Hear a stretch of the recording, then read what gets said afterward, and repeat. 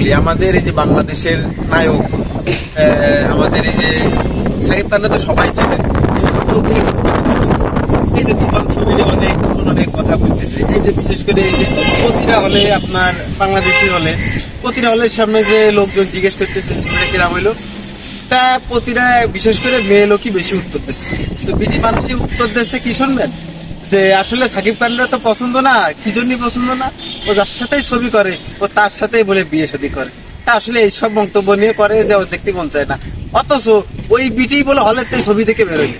তাহলে তুই যখন ছবি বেরো দেখলি, তাহলে তোর নামে ওর নামে কেন বাজে মন্তব্য করা দরকার তোর? বিভিন্ন জায়গা দেখতেছি ওরে পচাস এরে পচাস, আবার মানে ওরে যারা পচাচ্ছে ওইটি আবার ওর ছবি দেখতে যাচ্ছে। তাহলে ইয়ে কি সহ্য করা যায়? এই যে তোরা এই কাজগুলো কেন করিস?